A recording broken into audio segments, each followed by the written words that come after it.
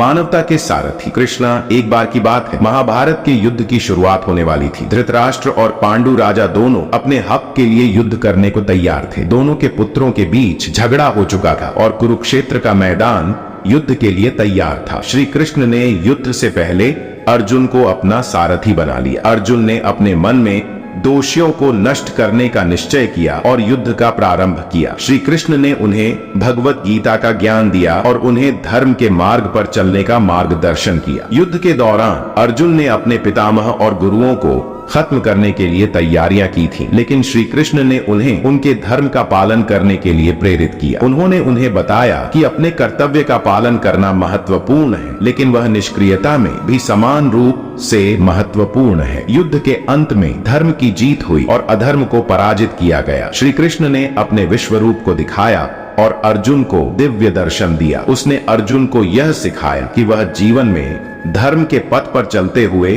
सच्चे मानवता के सारथी बने। इस कहानी से हमें यह सीखने को मिलता है कि हमें हमेशा धर्म, सत्य और मानवता के पथ पर चलना चाहिए। भगवान श्री कृष्ण का यह नया संदेश हमें जीवन में सही दिशा और मार्गदर्शन प्रदान करता है। गोकुल के महान सार्थक योद्धा। गोकुल के एक छोटे से गांव में एक बहुत ही महान सार्थक योद्धा रहता था। उसका नाम था श्यामा, जिसे लोगों ने कृष्णा के नाम से भी जानता था। वह अपने गांव के सभी लोगों का आदर्श था, क्योंकि उसने कभी भी अपनी शक्ति का दुरुपयोग नहीं किया और हमेशा सच्चाई और धर्म के पथ पर चलता रहा। एक बार गोकुल में वृषनिवंश का राजा कंस ने बड़ी सत्ता की घोषणा की। वह निरंतर लोगों को बलि चढ़ाने के लिए उनका प्रयास कर रहा था। कृष्णा, जो गोकुल के राजा नंद की दुलार था, ने देखा कि लोग कैसे डर के मारे हुए थे। उन्होंने गांव के लोगों को साहस देने का फैसला किया। कृष्णा ने कंस के खिलाफ उत्साहित किया और उनके साथ वहां पहुंचा जहां वह अपनी घोषणा कर रहा था। वह ने कंस से मुकाबला करने का निर्णय किया, जिससे कंस के हृदय में भय का भाव उत्पन्न हुआ। कृष्णा ने कंस को